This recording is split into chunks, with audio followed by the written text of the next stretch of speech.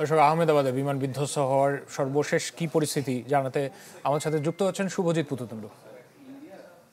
শুভজিৎ, এই পর্যন্ত তো 242 জনের মৃত্যুর খবর নিশ্চিত হওয়া গেছে। উদ্ধার তৎপরতার খবরটি জানতে চাইছি। এছাড়াও 5 জন মেডিকেল স্টুডেন্টের মৃত্যুর খবরও আমরা জেনেছি। সবশেষ আপডেটটি একটু বলবেন। দেখুন, একটু আগেও দর্শকদের যেটা জানাচ্ছিলাম সেটাই কিন্তু কার্যত গুজরাট প্রশাসনও কিন্তু স্বীকার করেছে। গুজরাট প্রশাসনের মুখ্য সচিব বলা যেতে পারে ধনঞ্জয় ত্রিবেদী, তিনি কিছুক্ষণ আগে সংবাদ সম্মেলন করেছিলেন এবং তিনি বলছেন যে দুর্ঘটনাস্থল থেকে 50 জনের বেশি আহত, তাদের উদ্ধার করা হয়েছে এবং মেডিকেল কলেজ, যেখানে মূলত মেডিকেল কলেজের হোস্টেল, যেখানে একাধিক এমবিবিএস এর ডাক্তার এবং যারা ট্রেনি ডাক্তার তারা যেখানে উপস্থিত ছিল এবং তাদের লাঞ্চ সেশন চলছিল, যেখানে তারা দুপুরবেলার খাবার খাচ্ছিলেন, সেই সময় কিন্তু কার্যত মিসাইলের মতো প্লেনটা অ্যাটাক করে এবং প্লেনটা কিন্তু সেখানে ধসে পড়ে। ফলে সেখানেও কিন্তু একটা ব্যাপক হতাহতের ঘটনা ঘটেছে।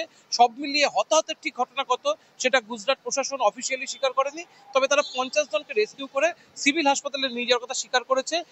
এই যে আহমেদাবাদ সিভিল হসপিটাল, এই সিভিল হসপিটালের তরফে একটি হেল্পলাইন নম্বর দেওয়া হয়েছে। পাশাপাশি একেবারে বলা যেতে পারে যেহেতু একাধিক বিদেশি নাগরিক রয়েছে, লন্ডনের বিদেশি নাগরিক রয়েছে, পর্তুগালের নাগরিক রয়েছে প্রায় 53 জন এবং 7 জন বিদেশি নাগরিক, সব মিলে এই দুই অ্যাম্বাসির তরফ থেকেও কিন্তু হেল্পলাইন তৈরি করা হয়েছে তাদের নাগরিকদের সুবিধার জন্য। এবং গুজরাট প্রশাসনের তরফ থেকে বলা হচ্ছে যে তারা একটি ডিএনএ স্যাম্পল কালেক্ট সেন্টার তৈরি করছে।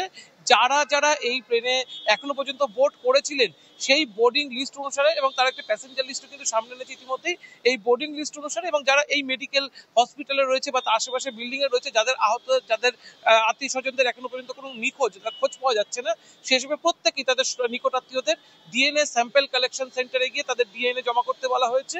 কারণ ইতিমধ্যে প্রশাসন গোটা এলাকা কর্ডন করেছে।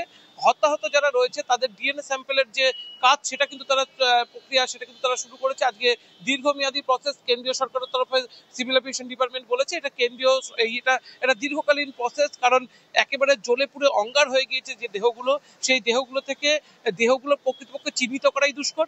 চিহ্নিত করার পরে সেই দেহগুলো থেকে ডিএনএ স্যাম্পল কালেক্ট করা এবং স্বজনদের তরফে ডিএনএ স্যাম্পল ম্যাচ করা, এই ম্যাচ করে কিন্তু মূলত বলা যেতে পারে যে আহত বা নিহত কজন, এবং সেটা কিন্তু দীর্ঘকালীন প্রসেস। এখনো পর্যন্ত গুজরাট প্রশাসনের তরফে অফিসিয়ালি কতজন মৃত বা কতজন আহত সেটা স্বীকার করা হয়নি। জি জি শুভজিৎ, ধন্যবাদ আপনাকে আমাদের সাথে যুক্ত হওয়ার জন্য। দর্শক, শুভজিৎ পুততুণ্ড আমাদের সহকর্মী ভারত থেকে আমাদের সাথে যুক্ত হয়েছিলেন। ঢালাইয়ের সেরা প্রিমিয়ার সিমেন্ট।